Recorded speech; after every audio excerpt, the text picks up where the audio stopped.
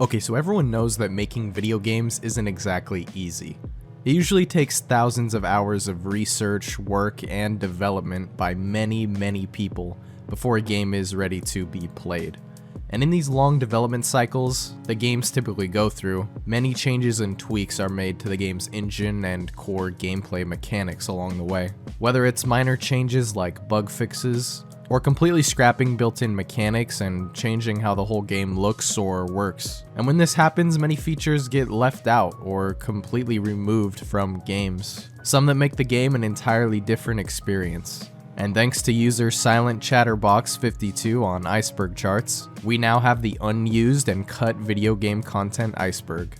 And let me just say, this Iceberg, which was inspired by another Iceberg on Reddit made by Bootertoon, is absolutely huge. And this is going to be my biggest video yet. I mean, the last Iceberg explained video I did was almost an hour long, and that had around 40 entries. This game content Iceberg has 273. So yeah, this is a behemoth, and I intend to cover every topic, so without further ado, let's dive into this unused and cut video game content Iceberg. Debug menu. So some of these first few ones are kind of just conceptual things. They're more so general things that are common among a lot of games. But to give a quick rundown of what a debug menu is, it's basically something that developers use in order to test various parts of their game. This can manifest in a lot of different ways. One of the common ways it's used though is what are called dev rooms or debug rooms, which can sometimes be accessed by the players in order to cheat or access unused content from the game. You've probably seen one before, even if you didn't know what it was or understand what the purpose of it was. And it's really one of, if not the most common place that unused content or cut content from games can be found. Test levels. So this one is pretty self-explanatory. This just refers to the overall concept of test levels, which are used by game developers to either test different features, maps, or mechanics within any given game, which are usually either cut from the full release of the game or hidden somewhere within the files. Definitely a pretty simple one, but this is something you'll probably see that's very common in a lot of games. Placeholders. So this could really refer to a lot of different things in terms of cut game content. They're basically used in place of something that hasn't yet been created, be that a texture, map, or just an image. Although sometimes these placeholders are forgotten or even left in the final products, and sometimes even hidden in various Easter eggs or debug rooms. There's some pretty interesting examples of placeholders being used in games before, like the placeholder text box on Hitman Blood Money that simply just says, "Alan, please add details." That one's always a classic. Regional differences. So this is another one that is kind of a broad concept that really just speaks for itself. Of course, when games are made, no matter what country they're made in, sometimes things change when they're released in other countries. Whether that be to different rating systems, different hardware or software available in different regions, or just simply language and cultural differences that don't translate. There are so many examples of differences in regional releases for games that you've probably seen at least one example while playing basically any game. Concept art. In terms of more broad categories relating to unused and cut video game content, I would say that concept art is definitely the biggest. What I mean by that is that when games are made, they go through a ton of design and creative changes. There's many different versions of characters, maps, levels, I mean anything you can think of. Take something like BioShock for example. All of the splicers, the big daddies, the map, the levels, just the world in general. So many pieces of concept art were made for this game, and I mean it shows, as the artists can get as creative as they want and fine-tune what they're trying to create. Just go look at any game you truly love and just look at the concept art, the things that could have been for that game. It's really fascinating. There's just so many levels, enemies, bosses, so much that could have been realized in all of these games, but for one reason or another could never make it past the initial concept phase. The cutting room floor. This refers to a website that is dedicated to the discovery and research of various unused and cut content from video games. And it has been around since around 2002, and ever since, users have been cataloging various pieces of cut content from games. From simple debug material that was left in games to full-on features and other material that have been data mined from the game's files. There's a lot to be discovered on this site, and it's definitely the hub for any type of unused game content, so if you're interested, definitely check it out. Nintendo GigaLeak. So you've probably heard about this before. This refers to the 2020 Nintendo data leak, which has since been labeled the Nintendo GigaLeak. There's really an insane amount of information to unpack here, and this could be the subject of many videos, which it has been. I mean, a ton of stuff leaked in this thing, including source codes related to the N64, GameCube, Wii, some unreleased games, emulators, concepts, debugging material, just a huge amount of Nintendo related stuff. The reason it's on this Iceberg, however, is because of a lot of the debug and unused content material. And there's quite a few interesting examples of this, such as the actual real leak of Luigi for Super Mario 64. Speaking of which, Luigi, Super Mario 64. Ah yes, the infamous playable Luigi from Super Mario 64. I'm sure if you're familiar with this game at all, you've probably heard about this, and maybe even just thought it was an urban legend. I mean, remember those old YouTube videos where they would try to unlock Luigi by doing these super complicated, like, Easter eggs? Yeah, spoiler alert, none of those actually work. However, for 25 years since the release of Super Mario 64, Luigi being in the game was simply a rumor, a gaming urban legend. That was until, of course, the GigaLeak. And to the surprise of many fans of this iconic game, a Luigi model was actually found within the development files. Definitely one of the craziest video game discoveries to date. Unused boyfriend sprites, Friday Night Funkin'. So this is a pretty well-known but simple one from the incredibly popular game Friday Night Funkin'. And yeah, it's pretty basic. Just some unused sprites and animation assets from the game. There's actually quite a list of unused assets from this game, however, this is the most well-known one, I guess. I mean, the video is literally called this, and has 1.2 million views. So yeah, I guess that's all there is to that, really. Unused girlfriend sounds, Friday Night Funkin'. This is another Friday Night Funkin' one, and one that comes from another pretty popular video. Just a couple of unused girlfriend noises. Can't believe I'm saying that in a sentence, but yeah. Why these were cut? I'm not sure. Entry number 17, Undertale. So I never really played Undertale, but I guess this is a fairly well-known one in the community as far as I'm aware. So from what I understand, entry number 17 is a sort of text file that is only available in room 264 in the game, which is known as room_gaster in the files. However, room 264 is inaccessible in the actual game, and can only be accessed through changing certain values within the text files. But when done, you get access to entry number 7, which is a series of text that is in a pixelated Wingdings font, which when translated reads this message, before eventually crashing the game. Rather than unused or cut content, this to me seems more like an Easter egg than anything else. Pokemon Gold and Silver Space World 1997 demo. So this refers to a certain early build of the original Pokemon Gold and Silver, which was first shown at Nintendo Space World 1997. This build was said to be about 80% complete and was set to be released for the original Game Boy, as the Game Boy Color hadn't even been announced yet. However, Pokemon Gold and Silver would undergo various changes and wouldn't be released until late 1999. Because of this 2-year-long gap between builds, the games were pretty different. As originally, the game was not meant to use color in any way. It was going to be released on the regular Game Boy, which was of course black and white. One of the most interesting features that was cut from this old version was a series of minigames that were actually playable. There was also some different music, different typings for Pokemon, and even entirely different and newly designed Pokemon that were unused or cut from the final version, as well as an entire region that was scrapped from this game. There are, of course, a lot of other minor differences between versions, and there's a lot of other things you could dig into with that, but for now, we'll just leave it at that. Giant Minecraft.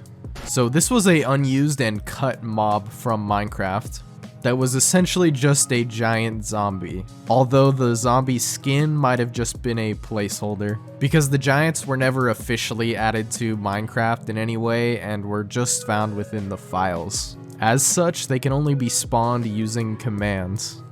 The giants stand at 12 blocks tall, which is about 6 times the size of a zombie. And they also have no AI programmed, so they don't really react to the player or the world at all. They don't take any damage at all and only respond to getting hit by being knocked back. They don't lose any HP, they can't actually die.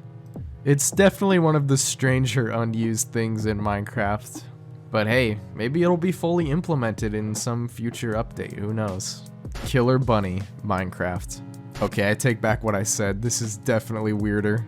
So the Killer Bunny, also known as the Killer Rabbit of what? I guess this is a Monty Python reference, but yeah. It's essentially just a hostile rabbit mob, which can only be spawned through console commands. However, the way it interacts with the player and the world is very interesting, but you don't need me to tell you that. Let's hear it from a former Mojang employee. Quote, "Once upon a build, the Killer Bunny was a natural and terrifying feature of the Minecraft overworld. Identifiable by its red horizontal eyes, burning with hate. The Killer Bunny moves faster than normal rabbits, and will set upon players and wolves, dealing an impressive amount of damage. Couldn't have said it better myself, Marsh Davies." Mob contest mobs, Minecraft. Okay, I promise this is the last Minecraft one, at least for this tier. So what I think this refers to is some of the mobs that never made the cut in the various mob votes that have taken place through Minecraft's history. What are these mob votes, you might be asking? Well, these are where I guess Minecraft players can vote on which mob will be introduced to the game, and they are given a few options and told what kind of gameplay mechanic they'll fulfill. However, only one mob can be chosen, leaving the rest to be cut and unused. Like with the 2017 vote where we got the Phantom added to the game. There were 3 other mob options that were available, those being the Barnacle, the Great Hunger, and the Wildfire, all of which were never implemented to the game since. Which is kind of a shame, some of these are pretty interesting. I don't know how the Phantom won compared to this thing, the Great Hunger, because these Phantoms, for as little as I've played Minecraft, have been a pain in the ass. I much rather would have had this guy running around, but hey, that was 2017. In fact, there was one just a couple of weeks ago, which was won by the LA mob, which is supposed to be added by next year. Stop and Swap, Banjo-Kazooie. So this is kind of a complicated one, especially to someone who isn't familiar at all with the Banjo-Kazooie franchise. Basically though, it's a complicated Easter egg located in the Banjo-Kazooie game, although it remained unfinished in the final product of the game, and it can only really be completed using cheats. This whole thing was started because if the game is beaten with 100% completion rate, some pictures are shown showing some inaccessible areas of the game, as well as some new key secret items, which would be used to unveil the next game in the series, the sequel Banjo-Tooie. However, these secret new areas were still inaccessible after the credits, so many people were confused. The reason the Easter egg is known as Stop and Swap though, is because hackers eventually found through cheats that they were able to access these normally inaccessible areas.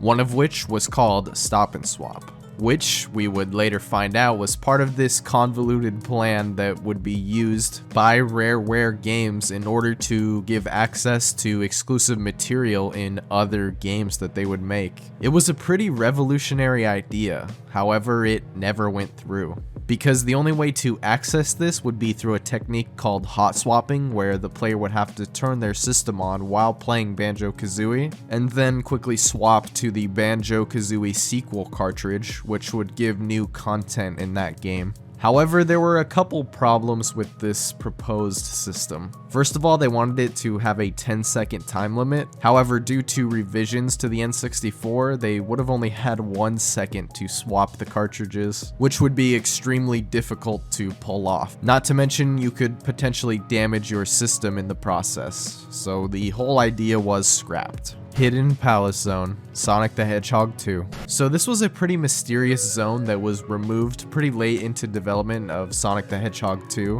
which would have been a 2-stage act, and the zone where Sonic would eventually convert to Super Sonic after collecting all 7 Chaos Emeralds. However, it got changed to 1 act before eventually being completely scrapped. However, as of now, there are a lot of different playable versions of this zone available. For one, there's the Simon Y prototype leak, which contains a mostly incomplete version of what Hidden Palace Zone was meant to be.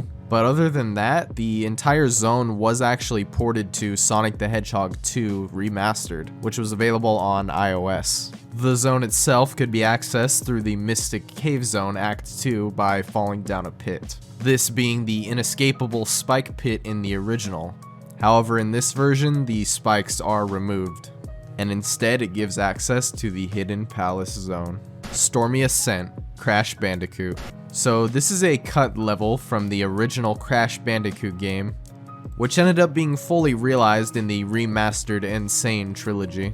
But in the original game, it was not accessible through any normal means. However, it could be played using a Game Shark code.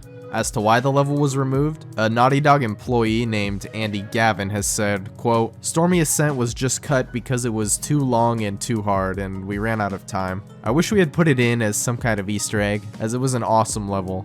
One of my favorite in the game. Long, a bit brutal, but it looked great, and had a real rhythm to it."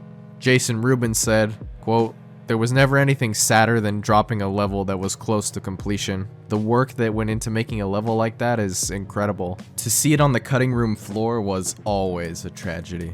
End quote. But like I said before, Stormy Ascent is available in the Insane trilogy as DLC. And trust me, they didn't lie. This level is insanely hard.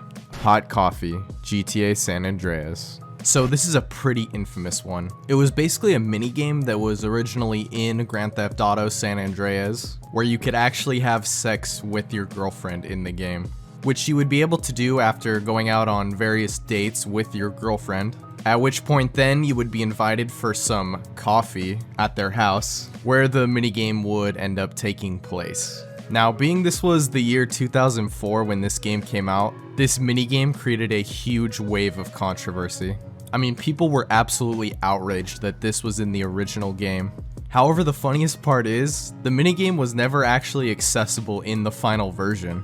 It wasn't even discovered until 2005, when a mod that was called Hot Coffee, where the name comes from, was made, which essentially just enabled the minigame that was actually present in both the PC and console versions of the game. And after this was revealed, much to the chagrin of Rockstar, San Andreas was re-rated and given an AO, or adults only rating, by the ESRB, which stopped it from being sold at a lot of retailers and in some certain countries altogether.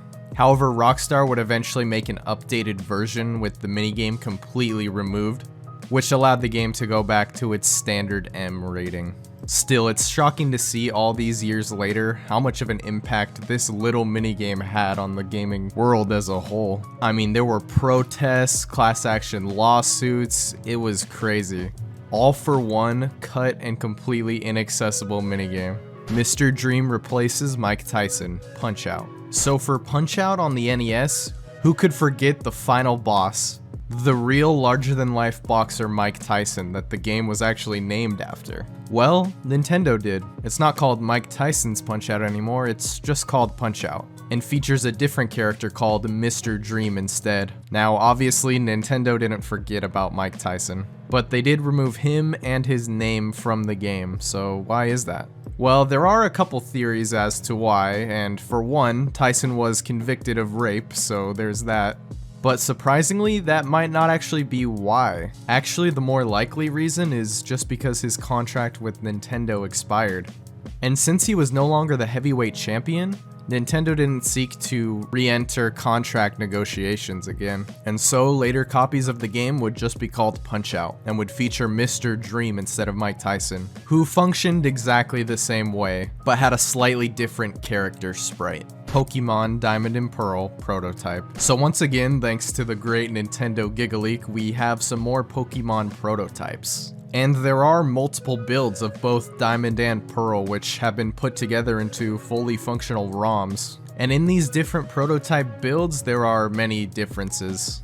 One of the biggest differences being that the player character actually has a dad. There was also a different Route 201, as well as a different intro sequence that would play, as well as some other minor differences, like sprites, designs, music, that kind of stuff. Unused bosses. Cuphead. So surprisingly, there's actually a lot of cut and unused content from Cuphead. And there's quite a list of cut bosses as well. Some that are just initial and basic concepts, and even some that are almost fully realized, like the pachinko boss Pachi Pachi. And there's even actual gameplay of the boss fight on YouTube.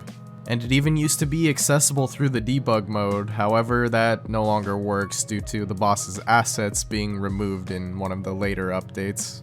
And there's the Demon Bat that was shown in the E3 2014 trailer that never made it into the final game.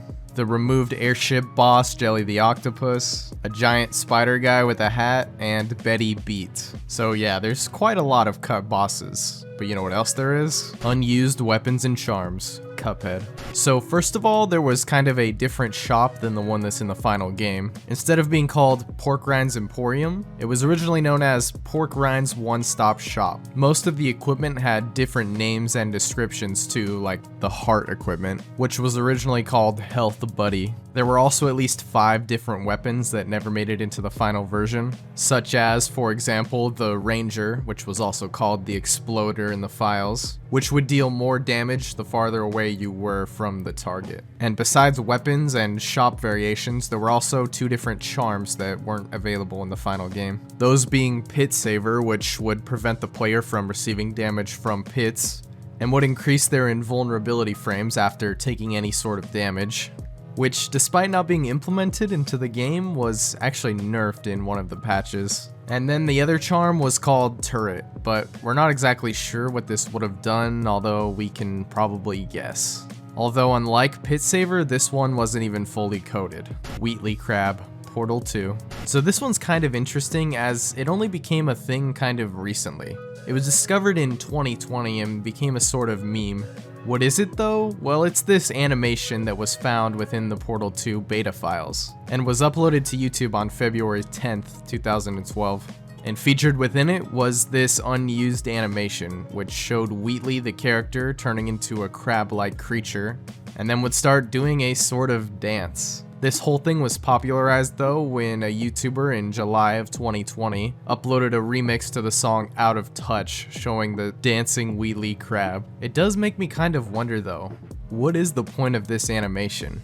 I mean, yeah, it's funny, but why was it in the Portal 2 beta files? Were they actually going to use this in the game? I don't know. It's definitely an interesting find though.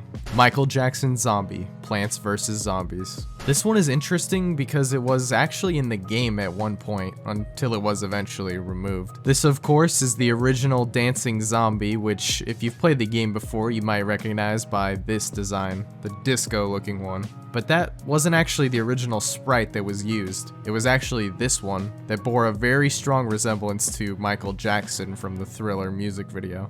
The game first released in May 2009 with this dancing zombie. However, just a few months later, Michael Jackson would pass away. And after receiving many complaints about this zombie, asking for it to be removed, PopCap finally removed it from the game, even being contacted by Michael Jackson's estate about the issue. And since then, we've had this dancing zombie in its place. Robo Squidward, Battle for Bikini Bottom. So this game is absolutely near and dear to my heart. I grew up playing this game on the PS2, and it's absolutely great, one of my favorite games of all time. Now, the Robo Squidward boss is actually in the Game Boy Advance version of Battle for Bikini Bottom, but it's actually like a completely different game, so I don't think that really counts. What this is referring to is a cut concept of a boss called Robo Squidward for the console version of this game, which had multiple pieces of concept art showing what the boss would look like.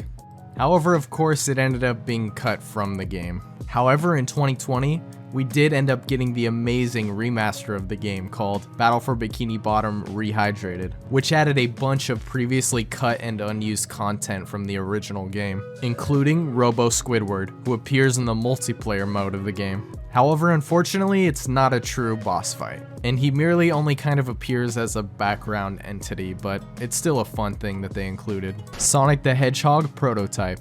This one's a fairly new addition. Being released on Hidden Palace on January 1st, 2021, this prototype build is from decades ago when the game was still in the middle of development. And there are quite a few differences within this build, although most of them are just minor changes, such as how the HUD says ring instead of rings, nor does it flash red when the player has no rings at all. There were also some different graphics and titles, along with a plethora of unused sprites within the game's code, along with a lot of missing and unimplemented features, such as the missing end cutscenes, as well as no continue screen at all. All the other small changes and details can be found on the cutting room floor, or on the actual compiled ROM if you choose to play it. Henchman Dying, Friday Night Funkin'. So these henchman characters that appear during week 4 in Friday Night Funkin' were actually going to be killed off during one of the tracks by getting hit by a light post. And although this was a planned and talked about feature, it was eventually scrapped to save on development time. Although one of the developers, Phantom Arcade, has stated that this feature will be implemented sometime in the future. And the animation of the henchman getting hit by the light post has since been found and uploaded to YouTube, where it can now be viewed, although it still hasn't been implemented yet into the game. Beta monster designs, Friday Night Funkin'. So there's a ton of old and unused assets for Friday Night Funkin'. That includes art, tracks, and even miscellaneous sounds. There's a ton of sketches for the various characters within this game, such as this sketch of Monster. Yeah, this thing is pretty creepy. Motos, Super Mario 64. Once again, thanks to the gift that just keeps on giving, Nintendo's GigaLeak of 2020, data miners have uncovered an unused and cut enemy from the Super Mario 64 beta. And it's thought that these were likely the predecessors of the bully enemy, which was introduced in this game. They're little robot guys that attack Mario by first picking him up and then running over to lava and throwing him in. But they can also be defeated in the same way, by picking them up and throwing them into lava, which would then reward Mario with a blue coin after they were defeated. Walking Turret, Portal.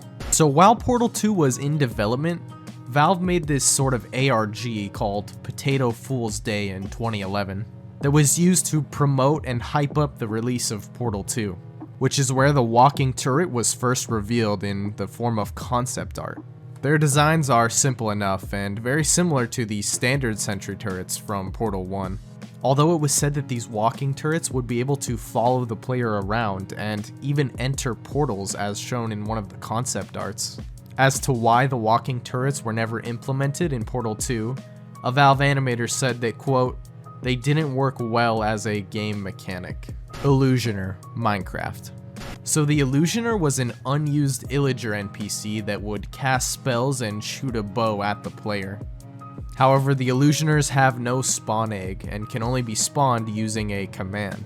Unlike the other Illagers in Minecraft though, they do not spawn in woodland mansions, raids, or pillager outposts.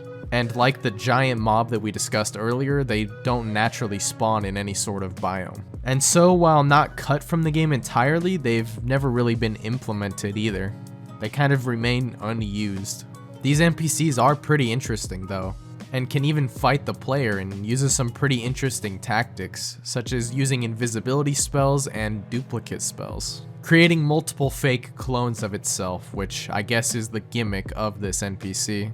But as of now, they remain an unused entity in Minecraft. Zombie Horse, Minecraft. So this is another unused mob, and it's basically just a variation of a horse, although with a cool green zombie-like texture. They can be spawned using a command or with a spawn egg, which is really interesting. I mean, it feels like this was really meant to be in the full game. It was added in updates through many different versions of the game on many different systems, including even the DS version. These horses acted almost like regular horses, except they would slowly regenerate health and were known to be much faster. However, as of now, they cannot be tamed unless you use some sort of command. Still though, the zombie horse remains unused to this day. Sky Dimension, Minecraft. So this so-called Sky Dimension, or as it's also simply known just as Sky, was intended to be kind of the opposite of the Nether, and was a planned dimension within Minecraft, which would be like a set of floating islands in the sky. Notch even confirmed the update himself in a tweet when he said, quote, "And because PC Gamer made such a big deal of the Sky Dimension, I guess I'll have to finish it. Consider it confirmed." And some of the features were even partially implemented. And by using a buffet world type, a player would be able to generate a partial recreation of what this concept was. However, it was never officially implemented into the game, as we now know. This was probably due to many reasons, but one of those was, according to a Mojang employee, that, quote, "It didn't work so well because of how light is calculated." And so this concept of a sky dimension was later rebranded into what is now known as The End, completely changing this original idea into something else entirely. But who knows, maybe in some future update we'll get a different version of the sky dimension. Placeface, Baldi's Basics. So this was an unimplemented character and sort of Easter egg within the Baldi's Basics series. It appears as a disembodied floating human head, and can only be found in the original game through the test room. However, in the original version, strangely, the Placeface was invisible. But in a later update, when entering the test room, you'd be greeted with two Placefaces. One would stay in the room, while another one would follow the player around the map until they look back at them. However, besides this little Easter egg, they're not really fully implemented in the game. Mel, Portal. So Mel was the original planned protagonist of Portal 2, sporting a different, albeit very similar character model to Shell, the game's previous protagonist. However, at some point in development, that idea was scrapped and Shell returned as the protagonist for Portal 2.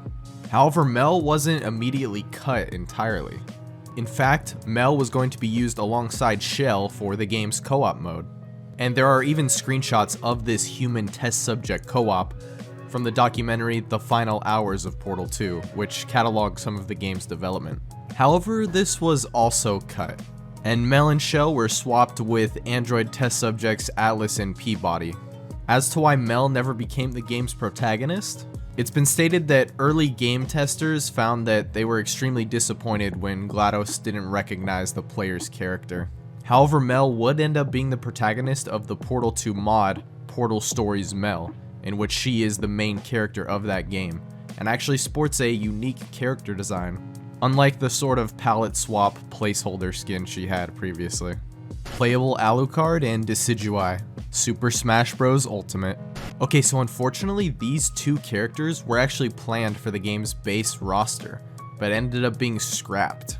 In fact, Sakurai revealed in an interview with Nintendo Dream that Decidueye would have been the Pokemon to represent Generation 7 as the playable character. However, Incineroar ended up being chosen instead, and so Decidueye was cut from the game, citing that Sakurai wanted to make a character with more of a professional wrestler type of moveset. As for Alucard, well, Sakurai knew he wanted to add some sort of a Castlevania character to the Smash Bros. Series, and he knew Alucard was very popular, so he was kind of their first pick. However, Simon and Richter Belmont ended up being chosen instead, as Sakurai believed this is what the fans would prefer. Flood Juggernaut, Halo 2. So if you've ever played the Halo games before, you probably know about the Flood. They're gross, infectious space zombies with many different forms, as they're able to take over and control the many different species throughout the Halo universe. And one of the most interesting flood forms was one we didn't even get to see in the game that it was planned to be in, that being Halo 2. It was a huge and powerful kind of mini-boss type of flood form, which could have potentially filled a hunter-like role but for the flood. However, unfortunately, this enemy type was never added into Halo 2, at least not in any official capacity. Modders actually figured out a way to spawn these flood juggernauts, and they actually kind of work. At least they have some AI programmed behavior, and will attack other Covenant enemies, complete with various attacking and yelling animations. Although I don't think this is entirely how the final version of the Flood Juggernaut was meant to operate. But yeah, it's a very interesting enemy, and I really wish they did implement it into Halo 2. But if you're a Halo fan, as you know, this game was already incredibly rushed as is, and it probably didn't work too well within the game. I mean, it's easily already the hardest Halo in the series, especially on Legendary, so yeah, I can see why they cut it. Although it did ended up being added to Halo Fireteam Raven, a Halo on-rails arcade shooter made in 2018. Fortigreen, Among Us. Named after one of the developers of the game, Fortigreen, or Forte Green, Fort Green, however you want to say it, is a sort of glitched color that cannot actually be selected by the player. Instead, it can only be assigned during a glitch that happens when you join a lobby, which somehow causes an error with the server not recognizing the name of said player, which then gives that player this color, as well as changes their name to simply 3 question marks. However, before the 2021.4.2 update, the name would actually be changed to Fortabass, which was the name of the developer that this was referencing. Another interesting thing is that it's very similar to just the regular green color, so it can be very confusing in game. And it also spawns a whole new set of glitches when a player is assigned this color. For one, the emergency menu can't be accessed normally. The player can't be scanned, and they can't even open their personal menu or sabotage menu if they're imposter. So yeah, if you accidentally end up getting this glitch, you're kind of f***ed. I think the reason it's on this Iceberg though is because it was intended to be a placeholder for testing the server functionality, and ended up being left in, although it can't be accessed normally and can only be used through this glitch. Doge, Undertale. So yeah, apparently there was a cut Doge enemy for Undertale, complete with sprites, animations, code, everything really. The design was simply just a dog wearing armor that wielded a spear, which had similar attack animations to the lesser dog enemy. But yeah, it's pretty basic. I'm not sure why this ended up actually being cut though. RGO3 and RGO4 Undertale.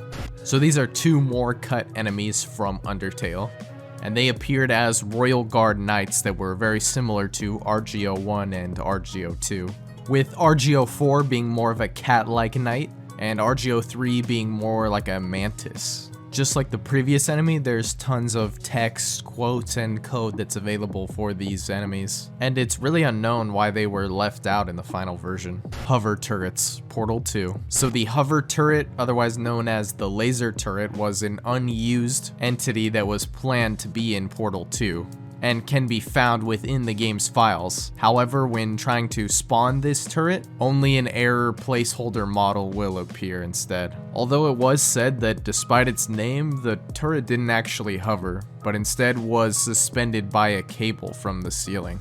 And the turret itself was programmed to slowly rotate when idle until it found a player within its field of view, which would then prompt it to fire at the player with a laser.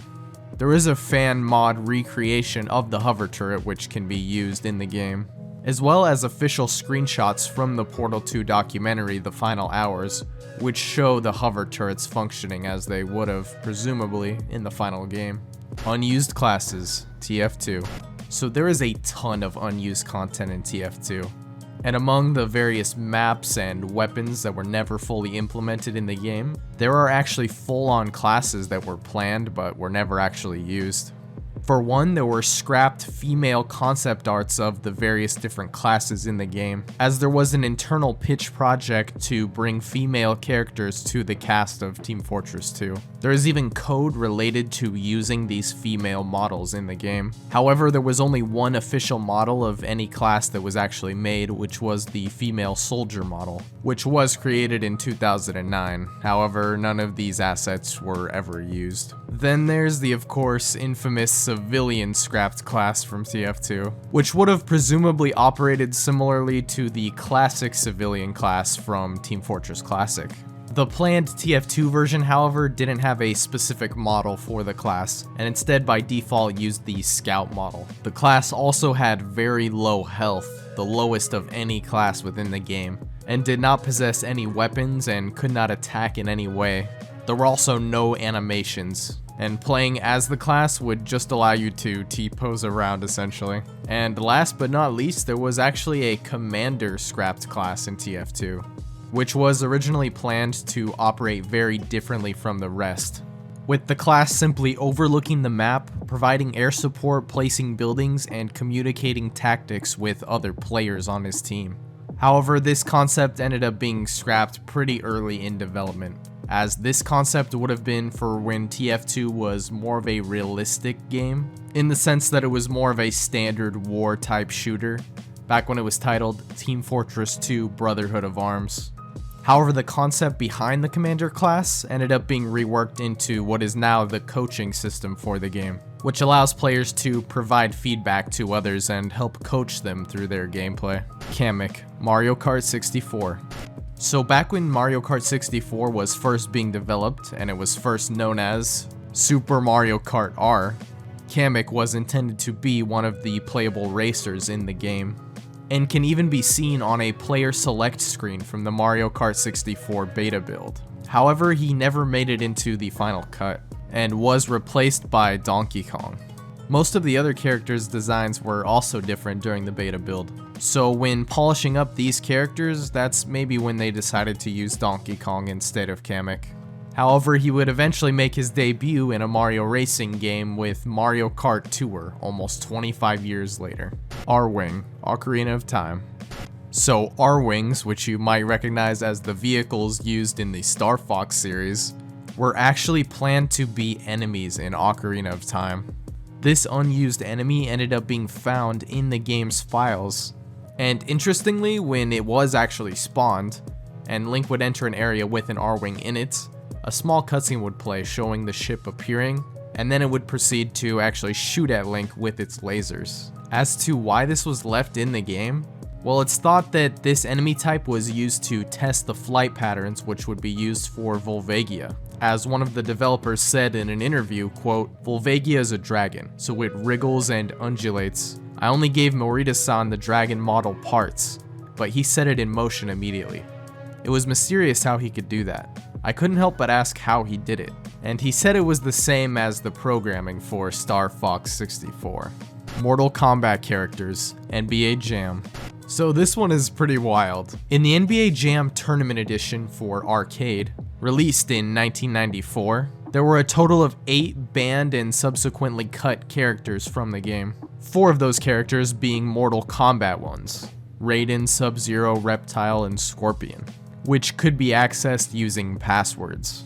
As to why they were banned and subsequently removed from future versions, well, that was due to NBA themselves. I guess they weren't a fan of these violent video game characters being associated with their brand of basketball. Interestingly enough though, in the versions with the Mortal Kombat characters available, there were actually fatality Easter eggs in the game. And these characters can still be played in revisions 1 and 2 of this game. Episode 51, Metal Gear Solid 5. So this refers to a cut episode or mission from MGS5 called Episode 51, also referred to as the Phantom episode or Kingdom of the Flies. which was never actually included in Metal Gear Solid 5: The Phantom Pain due to time constraints. However, there is footage that exists of this cut mission that was shown in the Blu-ray disc that came with the collector's edition of the game, and would have involved Snake pursuing Eli as well as some other child soldiers in Africa. And although it is labeled as episode 51 on the collector's disc, it's thought that by some it chronologically would have taken place earlier. Still though, it's pretty interesting, and there was definitely a lot of work that went into these cutscenes, so it's really a shame it never got finished and put into the game. Animatronics staring at the camera, Five Nights at Freddy's. Okay, so remember when I talked about the Mandela effect in that last Iceberg video I did about fake lost media? Which, if you haven't seen it, go check it out, it's a pretty cool video. Anyway, yeah, this is kind of an interesting case of the Mandela effect at work. Now, what do I mean by that? Well, just look at this image. I mean, if you've played Five Nights at Freddy's, I feel like you would remember this. I mean, I didn't even really play the game that much back when it came out, but I feel like I saw this image playing through the game. And so many others think that they remember it too, but it actually wasn't in the game. At least not in the original PC version of the game. Although it was in one of the trailers, and it is an unused asset within the game's files. So maybe most of us are remembering it from the trailer, but I'm not really sure. Apparently it is in the mobile version of the game, but I've never actually played that version. And so it is an unused screen in the PC version of the game that can only be found by looking through the game's files. Tharia Trophy, Super Smash Bros. For 3DS. So back when Smash Bros. 4 was being developed, there was some leaked ESRB footage from the game, which showed a trophy of the character Tharia that was originally planned for the game. However, when the game was eventually released, the trophy was noticeably absent.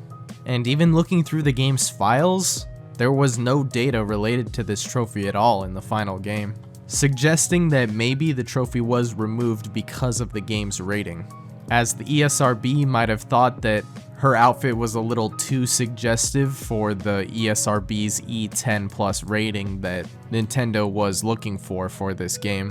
That's the theory anyway, we actually don't know for sure. However, a very similar situation happened with the North American release of Fire Emblem Awakening, which had quite a few alterations, removing quote adult content from the game. Turret Birds, Cuphead. So in Cuphead, there's a boss called Wally Warbles, which is a sort of bird boss that can be found in Inkwell Isle 2, appearing in the level Aviary Action, which is an airplane level of the game. But back when the game was in earlier development, there was an alternative version of this boss fight that featured a turret bird minion that was also in the fight, that was cut for unknown reasons. Although it's theorized that they were cut because they were too similar to the Zeppelin enemies from the Hildeberg boss fight. And there is actual footage of them being used in the game, however they are missing their art assets and animation, and are simply replaced with one of the developers' heads instead. Okay, so that was part 1 of the unused and cut video game content Iceberg. And in this part, we only covered the first 2 tiers, and I plan on covering the rest of this iceberg with multiple parts that cover about 2 tiers each, before posting the entire complete iceberg as one whole video. And don't worry, I'm still doing Lost Media. I've just kind of been into icebergs recently, and I thought this one was really interesting. But yeah, don't worry, we definitely got more Lost Media videos coming and in the works as well. I just kind of wanted to have a bigger project that I'm working on at the same time. Anyways, you know the drill. This is me, sourcebrew. Thank you guys so much for watching, and I will see you next time.